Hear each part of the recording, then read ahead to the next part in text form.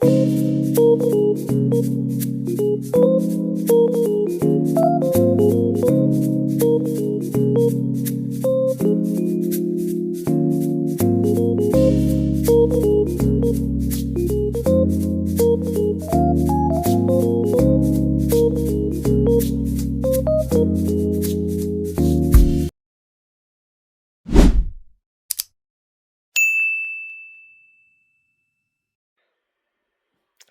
y'all, this your girl Jackie with a Q.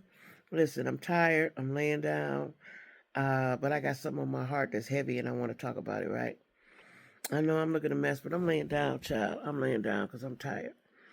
But I watched the Netflix documentary about Katrina. It's 3 parts. I only got through 2 because after the second part, I cried for a long time. And I don't usually cry watching TV or movies or nothing like that. But I'm a human. And the way those people were treated was inhumane. Black folks, our brothers and sisters. So I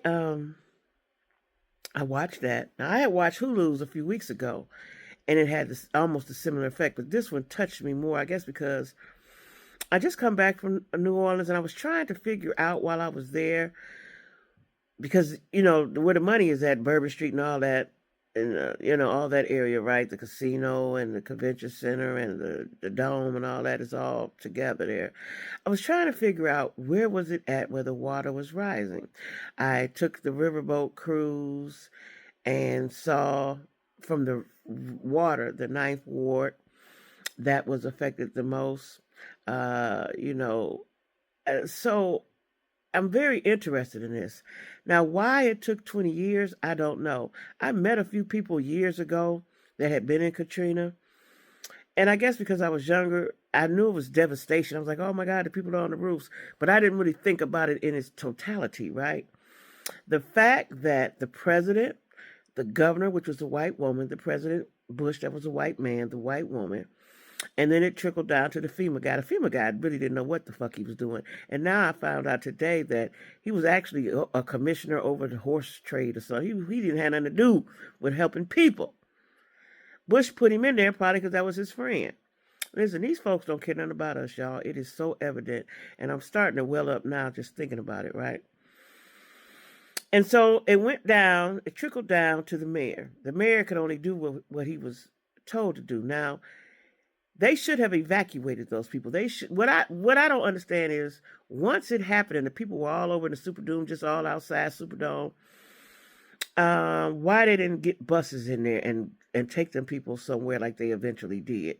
Why did it take 5 or 6 days for them to get them people out of there with all that filth, urine, bodies? Why did it take so long, right? Why did they not do a mandatory evacuation? Why did not Mayor Ray Nagin, I think that's his last name, Nagin, I don't want to say it right, do a mandatory evacuation? Now, he was being told what was happening. They didn't decide to do the mandatory until a few hours or the day before the storm. And for people who don't have any money, how was they going to get out? They did not have buses. Bush didn't give no fucks. The governor gave no fucks. And FEMA guy didn't know no fucks to give. Right? So it was left on Nagin. Now, Nagin could have possibly overrode that. It took this white man, a general. I don't know anybody's names. Y'all watch the documentaries. They have one on Hulu and one on Netflix. And why they're talking about now it's 20 years, let me tell you, after I watched the second part, I don't even know if I'll watch the third part. After I watched the second part, I literally sat on the edge of my bed and cried, right? Those people suffered. Okay, you had a force of nature, couldn't be helped. But they blew up the levee so that the water would not hit the money district, which is Bourbon Street and all of that. Because I was downtown just trying to figure it out when I was there, like, how did it just go that way and then go that way? Well, now I know. They blew those parts of the levee up so it would affect the Ninth Ward, the residential area where the black people live. According to the documentaries, most of those people own their homes. There wasn't a lot, but they owned their homes. But they built those homes, because it's below sea level, on not solid ground. right? The whole thing is the whole structure of New Orleans is based on racism, right? Yeah, they let those people buy some homes, but it was built on water, basically, right? So because no one was in a hurry to get them, they got the white folks. And what even made me even more angrier was the white folks that lived in the neighboring areas that were shooting. I ain't saying pum pum. I want y'all to feel me. If they strike it, they strike it. That were at innocent black people just trying to get away. They wanted those people to stay contained. They would not let them go the opposite way to get into the white communities and just get somewhere. One guy said he was just trying to get on the ferry to get to another area and was shot. He said he don't know where it came from. They eventually found the man and gave him 10 years. They were, I seen this in the Hulu documentary. They were happy and that they had guns and they was going to shoot black people on sight just because they were walking near their neighborhood. What the fuck, y'all? I am so tired of this racist America. I'm so tired. I'm so tired. I'm so tired. Y'all brought us over here. We didn't want to be over here. We was cool over there in the motherland where we come from. Now it's been generations and generations. We here now. We here now. Unless y'all gonna give us all 10, 20, 30, $100,000 to leave, deal with us. But leave us alone. Anyway, I'm going to go somewhere I don't need to go. But anyway, it took me hours to calm myself down. That's why I'm laying down. I wanted to get up and create content, but I can't. My soul needs to rest. But anyway,